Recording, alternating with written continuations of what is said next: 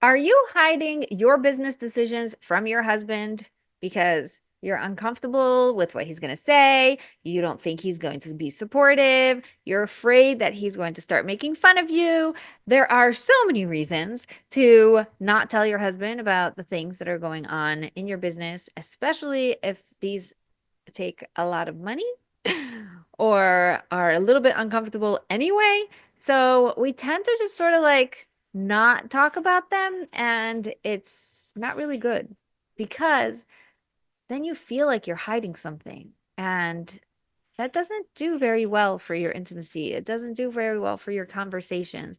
It doesn't really allow for you and your husband to have that really strong connection that you crave. So, let me tell you what happened with one of my clients. I can't think of a name right now, so we'll call her Ruti. And I'll describe to you a little bit of what happened because her husband was always the dominant one, and she had all these like silent dreams ever since she was young. She wanted to do something with this and with that. And she was really into this and that. And, I don't want to give you too many details because, I don't want to give it away who it is. But she was really into science. She was really into math. She was into the flow of how those really have to do with your life. And she wanted to find something that would be like just the right thing. And her father always told her that she would be great at this. And she sort of held that as a potential career in the future. But then, she got married and her husband was making enough money and he wanted her to stay home with the kids, and she had kids and she had more kids, and it just sort of like went with the flow and things were fine for the most part. She didn't feel the lack of working or having a career as anything. But what was happening is that, as I said, he was the dominant one. So in any conversation, it was about him and his decisions and what was going on in his life. And she was able to sort of like open up a little bit here and there when she felt ready. But there wasn't that safe space for her to actually pause and feel into it and be able to sort of, I feel like doing this like a flower, sort of like opening up slowly and naturally and being able to be her full self when she was ready, because he just didn't have that type of patience. And so with the years, it just ended up naturally happening that she wasn't sharing as much about her dreams. She wasn't sharing as much about what she wanted to do and what if and dreaming and, all the stuff that happens when you're just yourself, right? Living in this world. And she was feeling really bad about it. At a certain point, when her youngest turned 6, she realized that she is now free to have a lot of time that is uninterrupted to be investing in something that she wants to be doing. And after all these years of having kids and always having toddlers around, she finally had some quiet.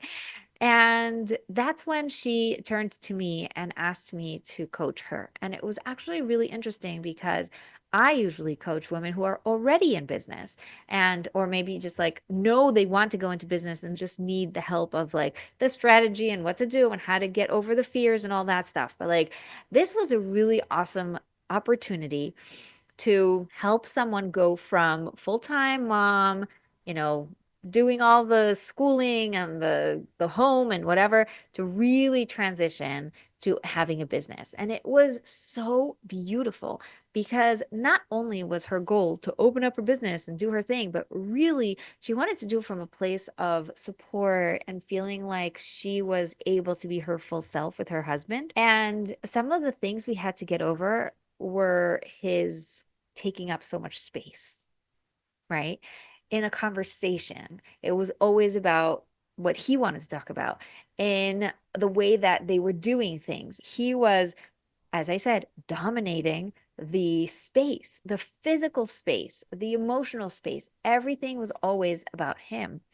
And we ended up having a lot, like a couple of first sessions, really focusing on owning her gifts and being able to take up space and allowing herself to communicate what she's comfortable communicating. And I also taught her the method that she could teach her husband so that they can both use the same language to communicate about different things. And that was really cool because this is one of my only clients. I have a couple, but one of these really awesome couples that he was part of the movement forward when we were working together. Early on, after the first 3 sessions where she really got comfortable being herself and able to bring him into her inner world, she taught him how to use the method to be able to speak about the things that mattered to her in a way that wouldn't be hijacked about something else or, just gone completely different tangent. And what happened was that from being afraid of what he was going to say or from being intimidated by his awesomeness and his greatness and his, very wide shoulders, she suddenly took up the space that she wanted, that she needed, that she is. And he started to soften up and create space for her. Oh, it was just so beautiful. It was so beautiful. And one of the things that happened, just as a side note, I love noticing all these other things that happen, was that her 6-year-old, who was also really shy and also not as comfortable socially, he started to pick up on that.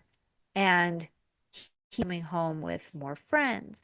And he went and did more things proactively, which was really fun. He started doing like, gardening and like things that he wanted to do just because it made him happy and he didn't have to get permission from anyone to go and do the things he wanted to do. And you could say these are like so separate. Who thinks of this as part of her process?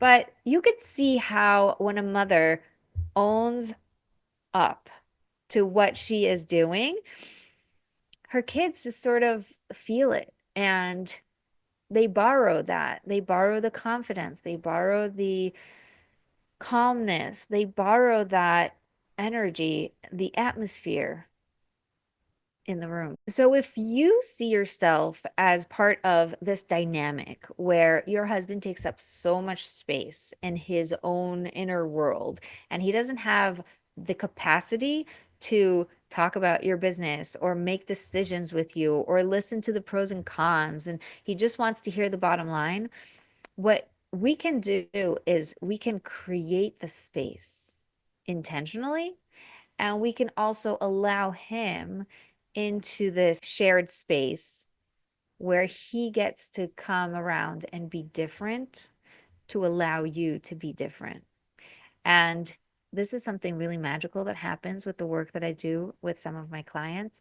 This was a very cool extreme case because she went from all the way stay at home and never doing anything with her gifts to then eventually she opened up a business. She was successful. It was very cool. She had the skills that she needed in order to talk about what she does and, make decisions and move forward. And now that she had her husband on board, it was really cool. But that was just one story. There are so many other stories where we are already in business and we just need to lower the intensity a little bit of the conversations and not feel like every interaction is going to blow up into a fight and allow him to change a little, to be new, just like you are allowing yourself to change a little and be new. So if this resonates for you, come along. Let's talk. I love making friends. I love helping people. And this is totally in alignment with everything that I want to do. So find the link below, schedule a call. Let's talk and let's see how I can help you.